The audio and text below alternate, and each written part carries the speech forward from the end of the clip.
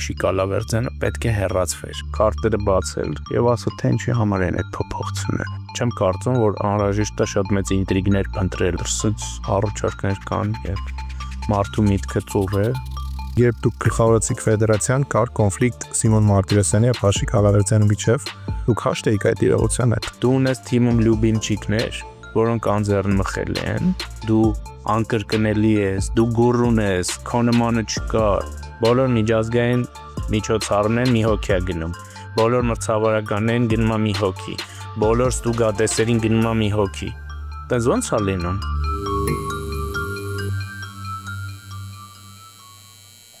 Ողջույն, ես Արմեն Գարեմանն եմ եւ սկսում եմ իմ ոդքասթների շարքը։ Ես խոսելու եմ հայկական սպորտից եւ ոչ միայն անդրադառնալու տարբեր մարզաձևերի խնդիրներին եւ իհարկե բնականաբար նաեւ հաջողություններին եւ իմ առաջին ոդքասթի հյուրը Հայաստանի Հանրապետության վարչապետի աշխատակազմի ղեկավար եւ Ծանրամարտի Հայաստանի Ֆեդերացիայի ղեկավար Արայք Հարությունյանը։ Բարև ձեզ։ Շնորհակալ եմ, որ համաձայնեցիք խոսել։ Շնորհակալություն, որ առաջի հյուրը ես եմ։ Ծանրամարտի շուրջ կատարվող իրադարձությունները վերջին օրերի շատ են Հայաստանում եւ ցանկացած ես հետ խոսել եւ հասկանալ ի վերջո ինչ վիճակում է իմ հայկական ծանրամարտը եւ ուր են գնում, երբ ես ուսումնասիրում եմ ձեր կենսագրությունը, մինչեւ 2019 թվականի երբ դուք նշանակվեցիք կրթության, գիտության, մշակույթի եւ սպորտի նախարարի պաշտոնում, 18-ում կրթության եւ գիտության նախարար, հետո մշակույթի եւ սպորտը միացավ։ Դրանից առաջ ձեր անունը հայկական սպորտի հետ կապվում էր Sport Armenia կայքի հետ, որը 2010-ականներին կար։ Դա կուզեմ հասկանալ ինչու որոշեցիք ծանրամարտի ֆեդերացիայի նախագահի պաշտոնին հավակնել, ինչու հենց ծանրամարտ։ Նախ նորից ուզում եմ շնորհակալություն հայտնել այս հնարավորության համար եւ կարծում եմ շատ բան կա խոսելու ոչ միայն ծանրամարտից, այլ առհասարակ սպորտից, որովհետեւ սպորտում մենք թեպետ որոշ ուղղություններով ունենք արդյունքներ, բայց սպորտի ընդհանուր զարգացման հետ կապված կան հարցեր, որոնք պետք է հասցեագրվեն եւ լուծումներ ունենան։ Ինչու ծանրամարտ։ Ծանրամարտի հետ առավել սերտ իմ կապերը հաստատվեցին 2022-23 թվականներին, երբ որ ծանրամարտի Եվրոպայի ֆեդերացիայի նախագահը եւ գլխավոր քարտուղարը այցելեցին Հայաստան եւ մենք իրենց ընդունեցինք եւ մեր պատրաստակամությունը հայտնեցինք ընդունելու ծանրամարտի Եվրոպայի առաջնությունը 23 թվականին։ Դուք կանոն կոմիտեի նախագահն եք։ Դրանից հետո իրենք որոշումը կայացրեցին եւ ես դարձա կազմում կոմիտեի նախագահ եւ կարծում եմ, որ եւ ոչ միայն ես, այլ նաեւ առհասարակ ծանրամարտի աշխարհը կարծում է, որ դա եթե ոչ լավագույն առաջնությունն էր երբևէ անցկացրած, այդ թվում համեմատում են աշխարհի առաջնությունների հետ, այլ լավագույններից մեկն էր եւ ես այդ ընթացքում նաեւ ընկերացա ծանրամարտի գլխավոր ֆունկցիոներների հետ, միջազգային ֆեդերացիայի ղեկավարի հետ եւ ղեկավարի, քարտուղարի եւ իրենց հետ եւ այդպես համագործակցությունը եղավ իհարկե 23 թվականի մի իրադարձությունից հետո, երբ որ մի անմիտ քայլի պատճառով, երբ որ Ադրբեջանի դրոշը վառվեց առաջության բացման արարողության ժամանակ, մեր դիրքերը ահագին թուլացան, որովհետև դրանից մեկ օր առաջ Ծանրամարտի միջազգային ֆեդերացիայի նախագահը վարչապետի հետ հանդիպման ժամանակ ասել էր, որ այսինչ ձև եք կազմակերպել եւ մենք պատրաստ ենք աշխարհի առաջնության ձեզ տալ 24 թվականի օլիմպիական տարում եւ այդտեղ կասկածներ չկան եւ այդ միջադեպից հետո այդ իրավիճակը սրվեց եւ քանի դեռ նրանք չէին համոզվել, որ մենք կարող ենք լավագույնս աշխարհի առաջնություն անցկացնենք, հրաժարվեցին 24 թվականի եւ գնաց Բահրեյն հնարավորությունը տալ եւ գնաց Բահրեյն, բայց այդ ընթացքում ես միջազգային ֆեդերացիայի հետ կռիվ էի տալիս, գնում էի մասնակցում էի իրենց բոլոր կոնգրեսներին, հնարավոր բոլոր քվեարկությունները, որպեսզի Հայաստանն այդ հնարավորությունը տան, մի անգամ չտվեցին, մերժեցին Կուբայում, բայց այնուհետև հասկացան, որ այդ միջադեպը հարթված է եւ արդեն 27 թվականի աշխարհի առաջնությունը տվեցին։ Բայց այս ընթացքում նաև այդ հարաբերությունները սերտացան եւ ես չգիտեմ դուք տեղյակ եք, ես նշանակվել եմ Ծանրամարտի միջազգային ֆեդերացիայի խորհրդականի պաշտոնում, այո, պաշտոնում Ինչը նույնպես ցույց է տալիս, թե ես որքան սերտ եմ այլևս ծանրամարտի հետ Դրա մասին կհասնենք խոսել։ հարաբերությունները եւ այդ պատճառով նաեւ մինչեւ էտել որոշում կայացրեցի, որ 27 թվականի աշխարհի առաջնությունը կա, 23 թվականին տեսա, որ ֆեդերացիա կառավարություն այդ հարաբերություններում այդ ֆեդերացիայի գործոնը որոշ առումով այսպես խութեր է առաջացնում եւ որոշեցի հայտ ներկայացնել ծանրամարտի ֆեդերացիայի նախագահի եւ այս տարվա սկզբին ընտրվեցի նախագահ, եթե դա եք ֆիքսել եւ ես ուզում եմ առանձնահատուկ նշել, որ երբևէ ծանրամարտի ֆեդերացիայի նախագահ գլխավոր քարտուղարը, ասիական ֆեդերացիայի նախագահը, Բահրեյնի ֆեդերացիայի նախագահը այդպիսի բարձրաստիճան ներկայացում որևէ ֆեդերացիայի կոնգրեսին եւ նախագահի ընտրության չի եղել եւ սա ցույց է տալիս իրենց հարգանքը հայկական ծանրամարտի նկատմամբ եւ իրենց մեր ջանքերը ընդունելու իրենց այսպես քայլեր դա եւ մենք էլ մեր կողմից դա գնահատեցինք եւ դրանից առաջ արդեն որոշում ենք կայացրել 20 թվականի աշխարհի առաջնությունը մեզ հայտը բավարարելու եւ իրավունքը մեզ տալու վերաբերյալ։ Իսկ մինչև այդ ծանրամարտը ձեր ամենասիրելի մարզաձևն էր, թե սկսեցիք աստիճանաբար սիրել։ Չէ, սիրելնից մեկն էր, հիմա երբ որ օրինակ սոցիալական ցանցերում Facebook-ում հիշողությունները բերում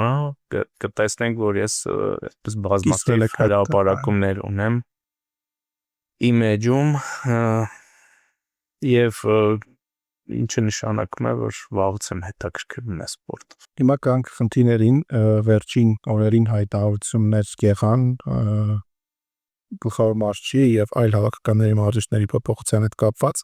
Պաշիկ Ալավերդյանին փոխարինեց Հակոբ Փիլոսյանը, նաև այլ հավաքականներում ինչպես նշեցի եւ գլխագիրը բազմաթիվ խոսակցությունների առիթ տվեց հաշվի առնելով այն, որ առջևում 2027 թվականի աշխարհի առաջնությունն է մեր թիմի համար կարևոր տարիներ են եւ օլիմպիական խաղերը։ Դրանից ելնելով տեղի ունեցել մարզչական փոփոխություն։ Արդյոք այս հատվածը, որ գրված էր, հենց դրանից ելնելով չպետք է Պաշիկ Ալավերդյանը շարունակեր ղեկավարել հավաքականը, հաշվի առնելով, որ նա իրոք մեծ ավանդ ունի 10-ից ավելի տարիներ նա հավաքականի գլխավոր մարզիչն է եղել եւ մեդալները առնվազն քիչ չեն։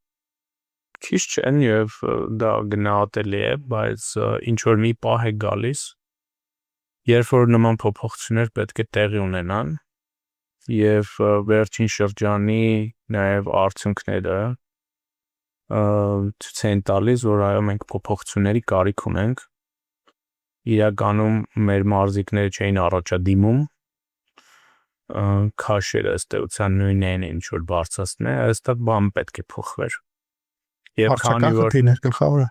այո կարծում եմ եւ համոզված եմ դրանում։ Եվ աշխարհում այդպիսի դեպքեր բազմաթիվ են, երբ որ ինչ որ մի փուլի անկախ արդյունքներից, իսկ այս դեպքում նաև արդյունքների անկում կար, պետք է նման փոփոխություններ կատարվել, դա տեղի ունենում եւ ծանրամարտում եւ ֆուտբոլում, ամենուր։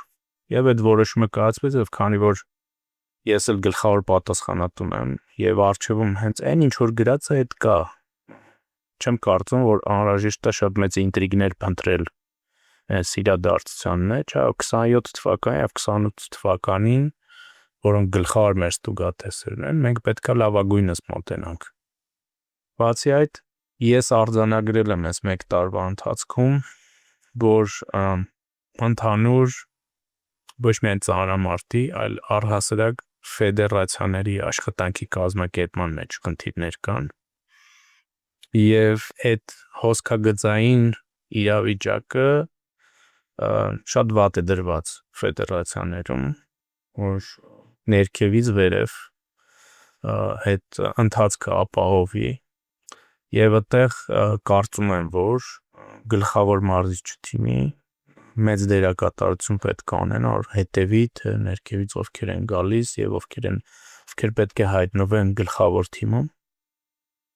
Իմ որոշումը գալու նաև ծանրամարտի ֆեդերացիա կապված է նրա հետ, որ մեկ ֆեդերացիայի օրինակով ցույց տանք, թե ինչպես ենք պատկերացնում ֆեդերացիայի աշխատանքների լավագույնս կազմակերպումը։ Պարզ, հասկանալի, թափանցիկ,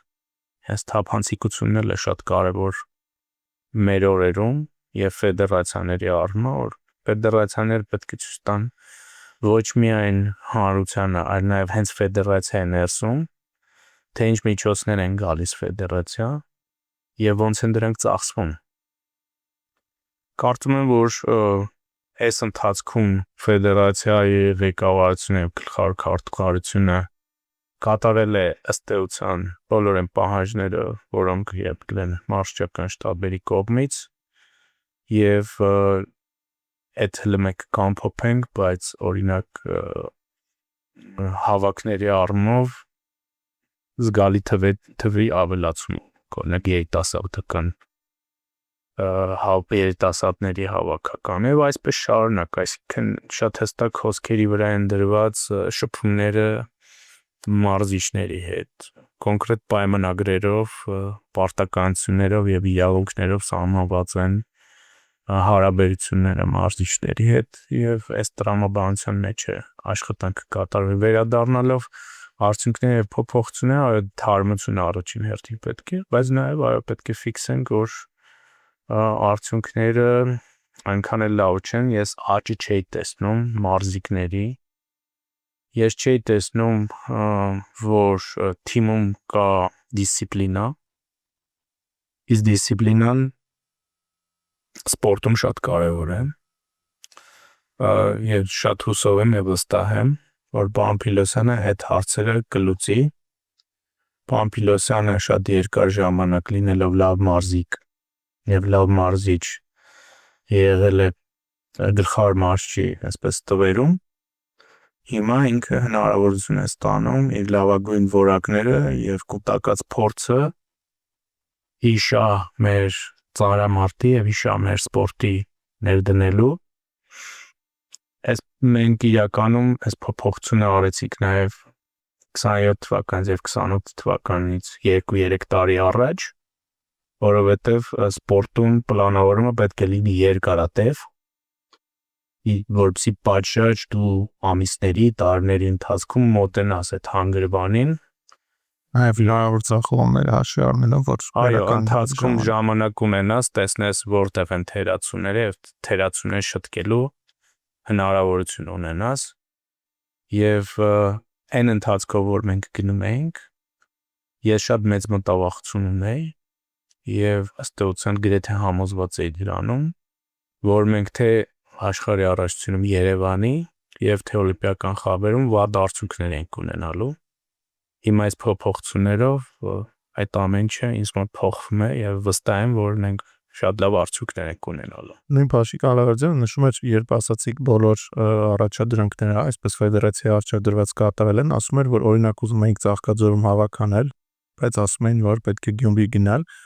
ինչեւ այդ ասեմ, որ բոլորն էլ գիտեն կարծում եմ, ֆեդերացիայի գլխավոր քարտուղար, մարզիչ, նույնիսկ մամուլի պատասխանատու բոլոր գործերն անում էր Ալավերդյանը եւ շատ կարևոր էր, որ հիմա կանոնակարգված է Զավեր Գասպարյան, գլխավոր քարտուղարի պաշտոնում նաև կա մամուլի պատասխանատու, այդ շատ կարևոր է։ Ու նշում էր պարոն Ալավերդյանը, որ դիկտատուրա պետք է լինի, ոչ թե դեմոկրատիա հավաքականում, երիտասարդը չի կարող իր հասակակիցների հետ լինել եւ ղեկավարել։ Ես համաձայն չեմ այդ մտքի հետ,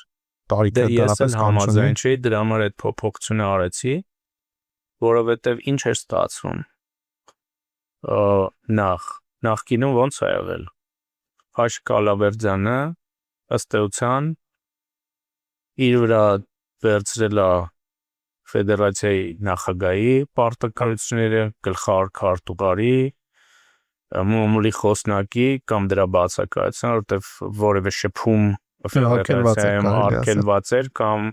գալիս էր եւ սկսում էր լրագրողներին վիրավորել, ինչը ընդունելի չէր։ Եվ գլխավոր մարզչի եւ մարզիչների եւ տոմս առնողի եւ հավաք կազմակերպողի sense չի լինում, sense մի անգամ գալիս ես եւ այսպես պատին ես դեմ առնում։ Եվ երբ որ ես իր հետ նախորդ տարվա վերջին եւ տարվա սկզբին խոսում էի, ես իրան շատ հստակ ասում էի, որ այս ամեն ինչը պետքա տարանջատվի եւ յուրաքանչյուրը պետք է ունենա իր պարտականությունները եւ լիազորությունները եւ սա շատ հստակ է դրվել ցավոք սրտի պարոն Ալավերդյանը այդպես այդ նաև իր վրա վերցնելով այդ ծանրամարտի գուրուի տիտղոսը չկարողացավ այդ ամենից վեր կանգնել եւ ինքը անել իր գլխավոր մարզչի պարտականությունները նախագահի իր մամուլի խոսնակը իր գլխավոր քարտուղարը իր եւ այսպիսի խնդիրներ էր առաջանում նաև ինձ համար անընդունելի է երբ որ գլխավոր մարզիչը կարող է վեր գնալ եւ այսպես ֆեդերացիայի խոհանոցը իսպաս բոլորի դնել եւ դա պետք է լինի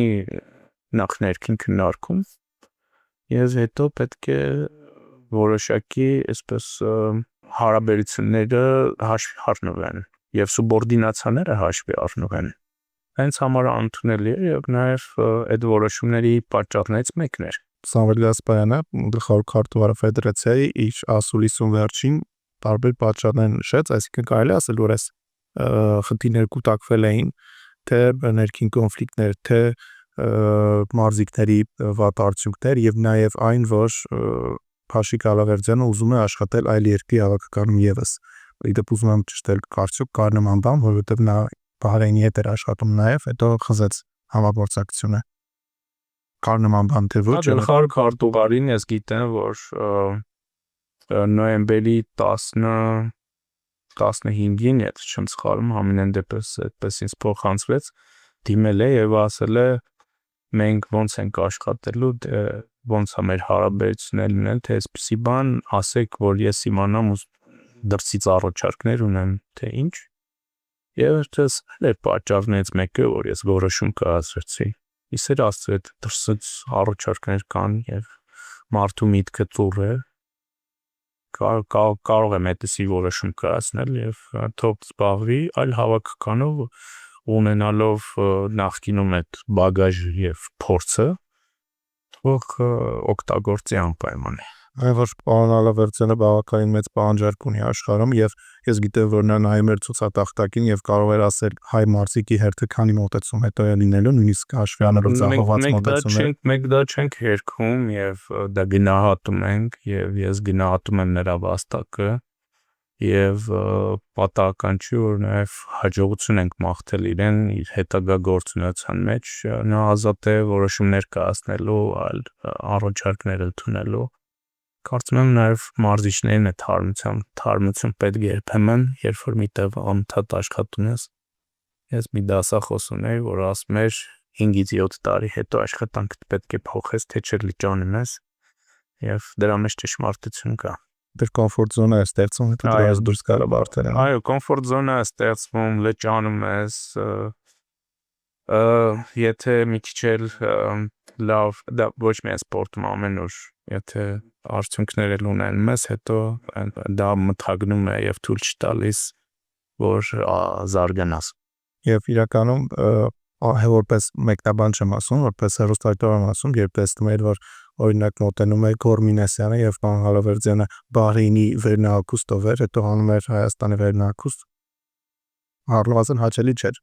Եվ շատ լավ էր, որ նա միայն Հայաստանն էր այս տարի ղեկավարում ու ուզում եմ հասկանալ երբ դուք գլխավորեցիք ֆեդերացիան կար կոնֆլիկտ Սիմոն Մարտիրոսյանի եւ Փաշիկ Ալավերդյանի միջև երկու առաջնության մասնակցած Մարտիրոսյանը Եվրոպա եւ աշխարհի եւ երկու դեպքում էլ նրա մոտեցումների ժամանակ պարոն Ալավերդյանը չէր մոտենում գալիս էր Հակոբ Փիլոսյանը կամ Սամվել Գասպարյանը դուք հաշտ էիք այդ իրողության հետ Ես հաշտ չէի բայց մաքսիմալ փորձում էի այդ հարաբերությունների մեջ չմտնել որովհետև տեսել եմ որ ոչ միայն Սիմոնի հետ այլ մարզիկների հետ կապված էլ նման իրավիճակներ ստեղծում էր թիմի որոշ անդամների որոնք արդեն լքել են թիմը եւ հիմնականում այդ թեմայի կարգավորումը այնպես թողված էր գլխավոր քարտուղարի եւ առհասարակ մենք քննարկել ենք եւ ես էլ որոշել եմ որ այնուամենայնիվ Սիմոնին պետք է հնարավորություն տալ եւ կարծում եմ, որ Եվրոպայի առաջության ժամանակ որոշ լավ միտումներ մենք նկատեցինք, ցավոք սրտի դա չեղավ աշխարհի առաջության ժամանակ եւ այդ ձախողումները եղավ, ես ինքս Ֆյորդը եմ եւ շատ մտահոգված էի դրանով։ Ֆյորդը առհասարակ մեր թիմի արդյունքներով դժգոհ էի, թեպետև Լալանը երկրորդ անգամ նվաճեց աշխարհի չեմպիոնի կոչումը։ Արդյունքների մասին խոսեցիք, ասացիք, որ մտահոգիչ էր, բայց քաշային կարգերի փոփոխությունները շատ են վերջին տարիների ընթացքում։ Կար քաշային կարգ 88 կիլոգրամ քաշային կարգում եւ 110 կիլոգրամ քաշային կարգում 8-9-0 ստացողներ կային աշխարհի այս առաջնությունում եւ նաեւ մասնագետները նշում են, որ ձախողումների պատճառները քաշային կարգերի փոփոխություններն են։ Դուք լինելով խորհրդականի պաշտոնում ֆեդերացիայի նախագահի միջազգային, ում հասկանալ լավ դա ինչ պաշտոն է, արդյոք բոլոր կարևոր հարցերը դուք միասին քննարկում եք եւ ֆեդերացիայի նախագահը լսում է ձեզ, եթե այո, ապա ինչ պատասխան կա 2021-ի օլիմպիական խաղերում 7 քաշային կարգեր, հետո 24-ին 5 քաշային կարգ, հիմա նորից փոփոխություն են ուզում անել, օգոստոսից փոխվելու են քաշային կարգերը, կչանում են աշխարհի ու Եվրոպայի առաջություններում, ի՞նչն է պատճառը նախ այս ամենի եւ արդյոք այս ամենից միջազգային ծանրամարտը չի դժում։ Միջազգային ծանրամարտը շատ է դժում, բայց սա 10-15 տարի առաջվա իրադարձությունների հետևանք է, որովհետև կհիշեք, որ ծանրամարտում մեծ քանակությամբ դոպինգ էր օգտագործվում եւ նախորդ ղեկավարի փոփոխությունից հետո այդ ամենը սկսեց բացահայտվել, պատիժներ եղան ֆեդերացիաներին, մարզիկներ եղան ցմահ, ուրեմն զրկվեցին սպորտով աշխարհի առաջությանը։ Այո, եղել են նման բաներ նաեւ Հայաստանի հավաքականի հետ, Փառք Աստծո հիմա եւ Հայաստանի հավաքականում եւ արկասերակ աշխարհում դոպինգը ըստեյության նվազագույնի է հասցրել եւ նման երևույթներ համարյա թե չկան, բայց դրա արձագանքները մենք հիմա ենք տեսնում եւ այս որոշումները քաշային կարգերի կրճատման ընդունվել են 10-12 տարի առաջ միջազգային օլիմպիական կոմիտեի կողմից, գիտեք որ անցած օլիմպիական խաղերին արդեն քիչ էին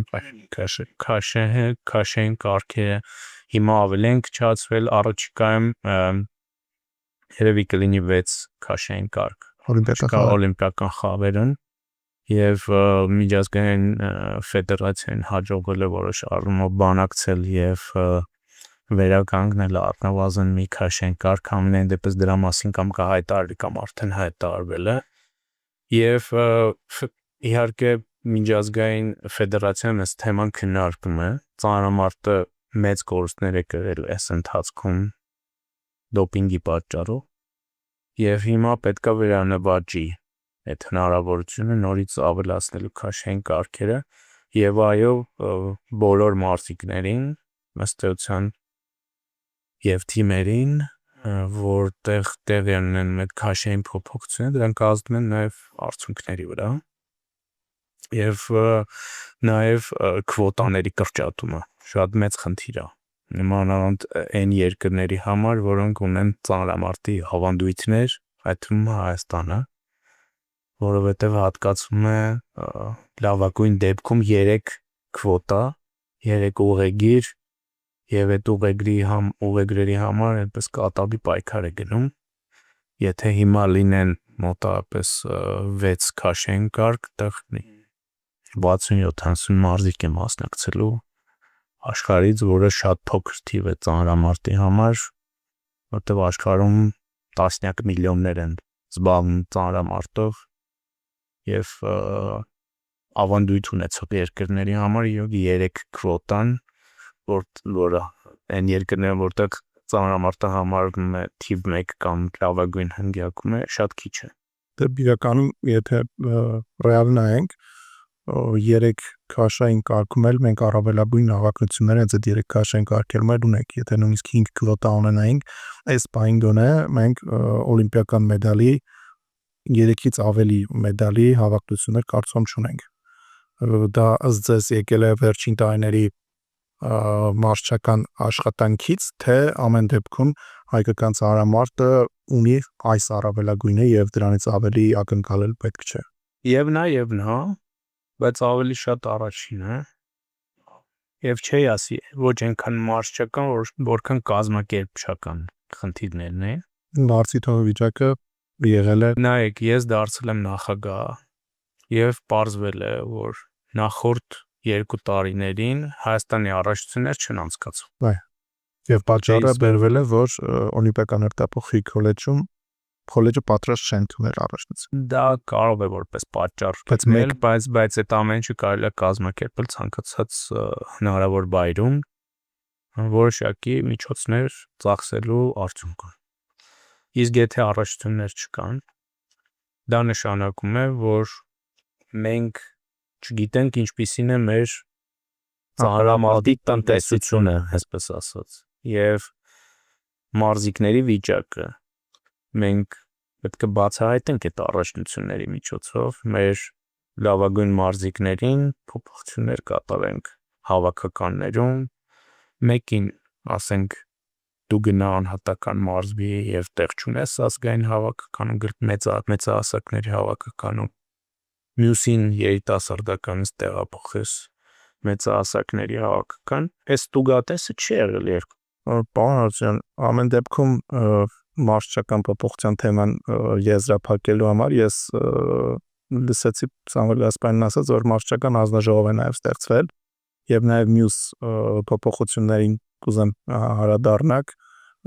Վիգեն Խաչատյանն է վերադարձել մարզչական աշխատանքի, եթե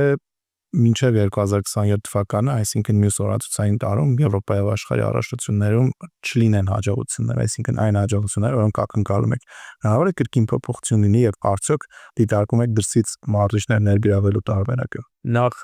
մարզչական հանձնաժողովի հետ կապված ես հանձնարարել էի գլխավոր քարտուղարին, որպեսզի կարծիքներ հավաքի եւ լսենք մարզիչներին, թե ինչ կարծիքներ ունեն։ Ընդհանուր առմամբ նրանք արձանագրել են որոշակի խնդիրներ եւ որոշումները կայացնելիս նաեւ հենվել են այդ կարծիքների վրա, այդ արձանագրության վրա, որը եղավ եւ մյուս հավաքականների փոփոխություններին անդրադառնալիս ուզում եմ ասել, որ ամբողջ իմ ասած տրամաբանության մեջ, որպեսզի հոսքագիծը ապահովի ծանրամարտում եւ ունենանք միասնական մեկ թիմ, որը մեկը մյուսին սնուցում են եւ մեկը մյուսի համար էներգիա է ապահովում եւ խթան է ապահովում եւ մարզչական այդ փոփոխությունները նաեւ այդ պատճառով են։ Մենք նաեւ մյուս հավաքականներին ունեցանք խնդիրներ, որին արձագանքեցինք։ Ես կարծում եմ, որ այս փոփոխությունների արդյունքում մարզիչները կամաց թափ կհավաքեն եւ չեմ ասում, որ մեծ արդյունքներ կլինեն, բայց արդեն 26 թվական դրանք կնշմարվեն եւ վստահ եմ, որ 27 թվական շուտ ավելի լավը կլինեն, մարզիչներին պետք է 1 տարի ժամանակ տալ, որպեսզի ընտելանան, բացվեն եւ արդեն հաջորդ զուգատեսերին արդյունքներ ցույց տան։ 26 թվականը կլինի այսպես ստուգատես մարզիչների համար, բայց ես չեմ կարծում, որ այդ կարճ ժամանակահատվածով պետք է եզրակացություններ անել եւ մի մարդ ով նաեւ տարբեր ոլորտների ղեկավարման կառավարման մեջ է եղել եւ ժամանակ է պետք, որպեսզի պրոյեկտները սկսեն աշխատել։ 27-28 թվականը դրանք պրոյեկտներ են, որոնց ուղղությամբ պետք է աշխատել եւ դրանց թափը հավաքելու համար պետք է ժամանակ տրամադրել եւ ուշադիր հետևել, թե ինչ է տեղի ունեն։ Այսինքն կարծում եք, որ մեր մարզչական շտաբը լավն է, ինչ եմ այս հարցը տալիս, որովհետեւ նույն պարոն Ալավերդյանն ասում էր, որ մենք չունենք մարզիչներ, մեկ մարզիչ ունենք, Հակոբ Պիլոսյան, նույնիսկ չեմ ուզում ասել ինչպես ասած, կիսատ-պրատ, այսպես։ Մենք կիսատ-պրատ մարզիչ ունենք։ Այս խոսում է նրա մասին, որ Փաշիկ Ալավերդյանը պետք է հեռացվեր։ Այսինքն հեռացվել է ամեն դեպքում, ոչ թե փոփոխություն է եղել։ Այո, եթե մարդը այդ պաշտոնում չի, հեռացվում է։ Եվ վերաբերմունքը այսպիսի իր մարզիչներին ընդ որում Փիլոսյանը եղել է լավ մարզիկ եւ ասել իր երկրորդ մարզիչին ասել ես չեմ լսել կիսատ պռատ եւ ասել որ մենք չունենք մարզիչներ ասել է բայց ունեց պոտենցիալ աշխատում է իր վրա բայց դեռ կայացած չէ նայեք սա նշանակում է որ ֆեդերացիան մասնավորապես գլխավոր քարտուղարը զրո աշխատանք է արել իրենից հետո մարզչական ժառանգություն թողելու առումով որովհետև ֆեդերացիան ինքը պետք է իրականացնի մարզիչների պատրաստություն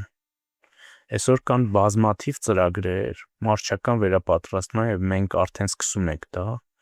կան բազմաթիվ հավաքներ որոնց ընթացքում նաեւ մարզչական վերապատրաստումն են տեղ ունենում այս առումով ֆեդերացիայի կողմից ըստ էության արվել է զրո աշխատանք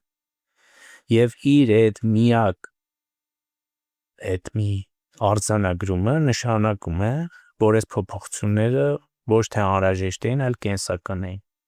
մենք հիմա միջազգային մասնագետներ ենք սկսելու հրավիրել դեկտեմբերի նախատեսված էր մի միջոցառում որ մասնագետի առողջական վիճակի պատճառով մենք դա տեղափոխեցինք հաջորդ տարվա սկիզբ մեր մարզիչների համար որովհետև ցանկացած ոլորտում դու քեզանից հետո պետք է թողես մեկին ով առնվազն մեկին ով քեզ պետքա փոխարինի որովհետև եթե դու շեշտը դնում ես նրա վրա որ դու անկրկնելի ես դու գոռուն ես քո նմանը չկա մի օր ով ուզում է լինի X մարդը ես դու եթե մենք մեզանից հետո փոխարինող չենք թողնում այս աշխարհը այնքան բազմազան է եւ այնքան անկանխատեսելի իրադարձություններ են տեղ ունենում ու հանկարծ մի բան է մեզ հետ լինում ով պետք է փոխարինի ոլորտը պետք է քանդվի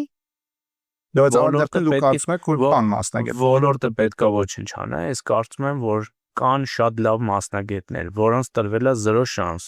բոլոր միջազգային միջոցառումներն մի հոգի է գնում բոլոր մրցավարականներին գնում է մի հոգի բոլոր ստուգատեսերին գնում է մի հոգի դες ոնց է լինում դες չի զարգանա որևէ մասնագետ ու այո դու կգաս կկանգնես մի պահ եւ կասես կա մի հոգի են էլ կիսատ պռատ է սա վերաբերմունքն է գործին եւ սա վերաբերմունքն է ծանրամարտին եւ սեփական եսի մեծացումն է այս հարցանագրում այդ մի նախադասությունը ամեն ինչ ասում է եւ այո այս փոփոխությունները պետք է տեղ ունենան եւ այդ նախադասությունը ապացուցում է որ այս փոփոխությունները կենսական են Պարոն Արուսյան այս տարիների ընթացքում մենք այսպես ասած ծառորտներ ենք կորցնում երբ նայում ենք Եվրոպայի աշխարհի առաջություններ տեսնում ենք տարբեր երկրների հավաքականների կազմում հայաստանցի ծառորտների տեսնում ենք Անդրանիկ Կարապետյանը վերջերս գնաց Բոսնիա եւ Հերցեգովինա դեպ վերջերս Բալկանյան երկրների առաջնությունում մեդալ նվաճեց Կորմինեսյանը վաղուց բարենի հավաքականներ ներկայացնում սրանք փոփոխություններ էին որոնք պետք է լինեին դե Գորինը մի փոքր սպეციფიկ է կարծում եմ որովհետեւ այնտեղ պայքար կար Վարազդատի հետ արդյոք մենք հիմա ամեն ինչ անել ենք որպեսզի այդ ծառորտը չգնան Հայաստանից այնց համար ցավալի է եղել որ մենք ունենք իրավիճակներ երբ որ մեկնում են մարզիկները այդ թվում նաև Անդրանիկի դեպքը ես շատ երկար ժամանակ համաձայնություն չէի տալիս նրա տեղափոխմանը թեպետ Նեդիմը Բոսնիայի ֆեդերացիայի նախագահին դիմել էր այդ հարցով ուզում էի հասկանալ ինչի պետք է մեր մարզիկներից մեկը ցանկանա տեղափոխվել այլ հավաքական հետո քանի որ նոր էր իմ մուտքը եւ գիտեի որ գլխավոր մարզչի հետ խոսակցություններ եղել եւ նա ասել էր որ չի ընդգրկելու Անդրանիկի այո այլևս հույսեր չեր կա հավաքականում ես այդ թույլտվությունը ֆեդերացիայի կողմից տվեցի որպեսզի նա փոխի դրոշը մենք պետք է մեխանիզմ ստեղծենք որ որևէ մարզիկ չցանկանա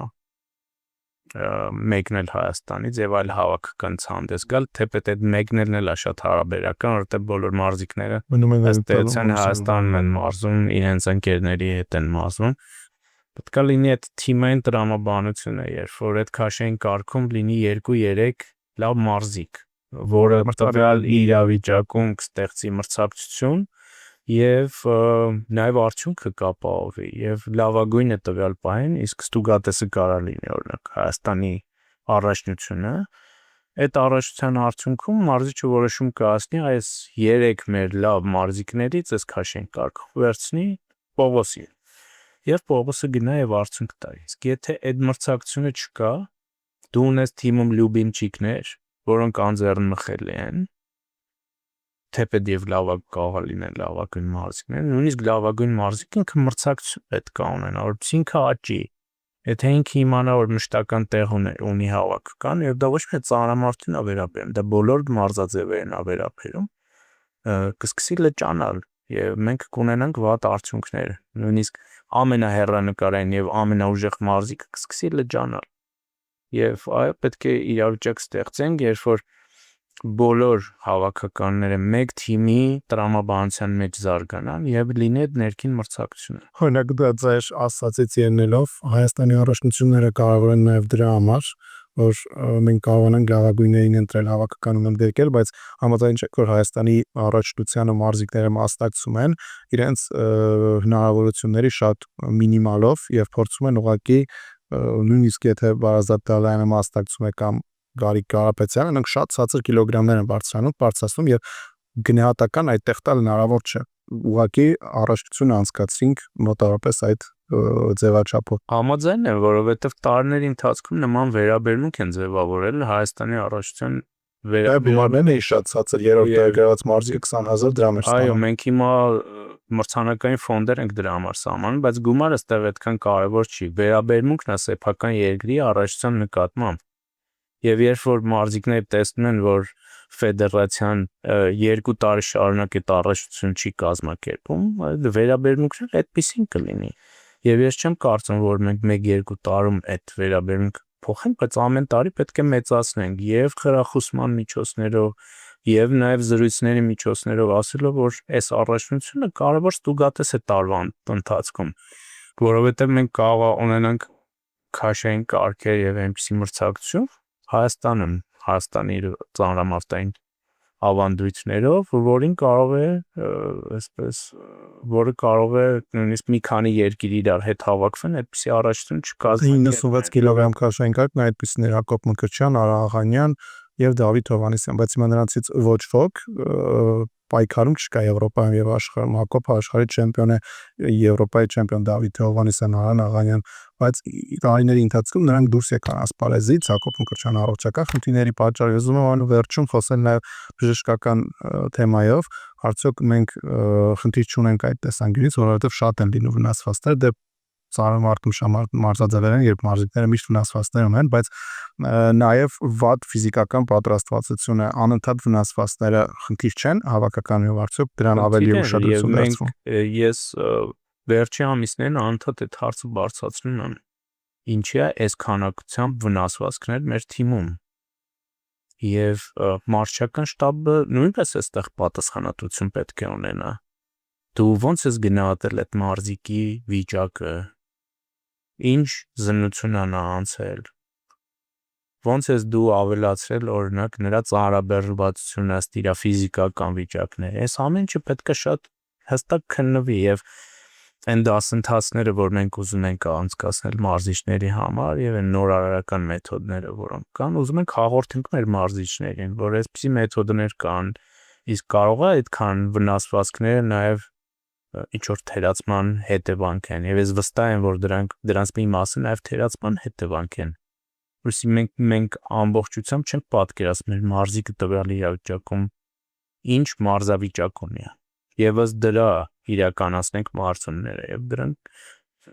երբեմն նաեւ կարող ենք աշմանդամ դարձնել մեր մարզիկներին դրա հետևանքով մենք այս ամեն ինչը դրա համար եմ ասում սա պետք է լինի մեկ միասնական այդպես ինդուստրիա եւ բժշկությունը մենք հիմա պայմանագիր ենք ընկել գովազդ չլինի մի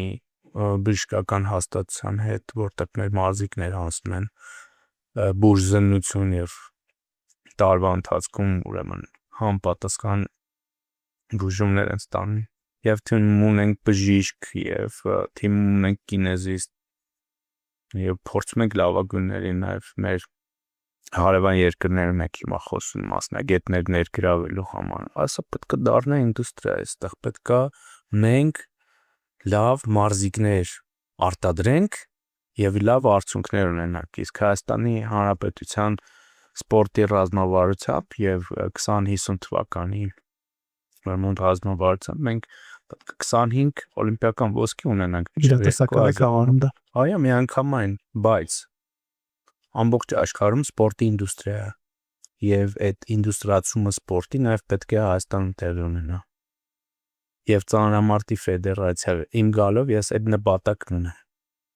ձևավորել մի այնպիսի իրավիճակ, որ մեր գործընկեր ֆեդերացիաները Հայաստանեն նաև համագործակցելով, շփվելով նույնպես վերափոխվեն այդ առումով։ Շնորհակալ պարոն Հարությունյան, հուսով եմ փոփոխությունները անցնցում կանցնեն եւ մենք Փոփոխությունները անցնցում չեն լինում, ցնցումներից պետք չի վախենալ։ Պետք չի վախենալ փոփոխությունների ժամանակ աղմուկից։ աղմուկի մասին չէ խոսքը, արդյունքների մասին է։ Որովհետև չէ, հիմա աղմուկ կա, չէ՞, փոփոխությունների շուրջ։ Պետք չի վախենալ, պետք է թույլ չտալ, որպեսզի այդ աղմուկների շուրջ ինտրիգներ հյուսեն։ Եվ իմ այստեղ գալը նաև նպատակ ուներ շատ հստակ քարտերը բացել եւ ասել թե ինչի համար են այդ փոփոխությունները։ Եվ 2027-ին արդեն Երևանում բոլորով փորձենք աշխարհի մի քանի չեմպիոն ունենալ, որովհետև վերջին անգամ 2019-ին ենք աշխարհի 2 չեմպիոն ունեցել մեկ մրցաշարի ընթացքում, Հակոբ Ֆուկրչյանը եւ Սիմոն Մարտիրոսյանը, եւ ամենավերջում կա խոսակցություն, որ Գորմենեսյանը կարող է վերադառնալ Հայաստան, թե ոչ։ Ինձ այդ խոսակցությունները ծանոթ չեն։ Երևի թե կիմանայի դրա մասին կամ եթե ինչ-որ այլ տեղերում կան այդ խոսակցությունները, գոնե այս պահին ինձ դրանց մասին չեն տեղեկացել։ Շնորհակալ եմ։ Իմ հյուրը Հայաստանի Հանրապետության վարչապետի աշխատակազմի ղեկավար, Ծանրամարտի Հայաստանի Ֆեդերացիայի նախագահ Արայք Հարությունյանն էր, կհանդիպենք։